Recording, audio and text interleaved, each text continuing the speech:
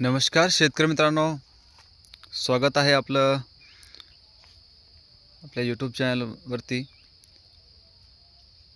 शेतकरी मित्रांनो, आज आहे 13 नोव्हेंबर आणि आज आपण जाणून घेणार आहोत की आजचे आल्याचे बाजारभाव, नवी आणि जुनी अद्रक। सध्या मागच्या 2-4 दिवसापासून अद्रकीचे भाव जे आहे तर कमी झाले होते, रिवर्स आले होते। पण तुमच्यासाठी एक आनंदाची बातमी आहे, जे शेतकरी थांबले होते त्यांचा नक्कीच फायदा होणार आहे।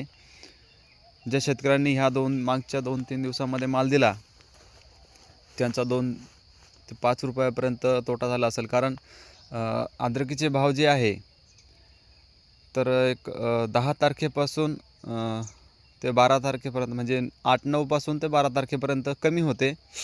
परत काल आणि आज जे तर सध्या भाव वाढत आहे अद्रकीचे।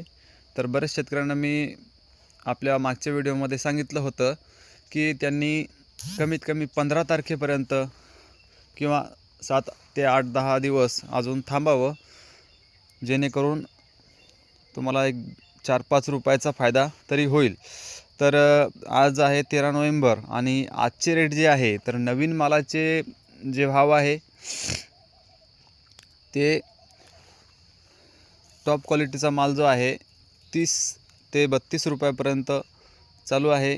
आणि कमीत कमी जे आहे माल बघून आहे बघा, चांगला पंजाब माल जर असेल तर 32 रुपयापर्यंत खरेदी चालू आहे आणि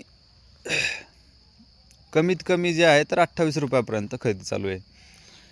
तर मागे जसं मी सांगितलं होतं का 20-22 रुपयावरून डायरेक्ट 28 आणि 30-32 वर हे जे रेट आलेले आहेत हे 2 ते 3 दिवसामध्ये। कारण 2 दिवस आपण व्हिडिओ टाकलाच नव्हता भावाचा, बाजारभावाचा, आले बाजारभावाचा। तर आता 13 नोव्हेंबर आज रोजी सध्याचे अजून भाव वाढतील सांगता येत नाही। तर शेतकऱ्यांनी थोडासा संयम ठेवा, 2-4 दिवस थांबा आणि मगच प्लॉट द्या। ज्या शेतकऱ्यांना सध्या अद्रक काढायची असेल, सध्या अद्रक द्यायची असेल तर अजून 1-2 दिवस थांबावं।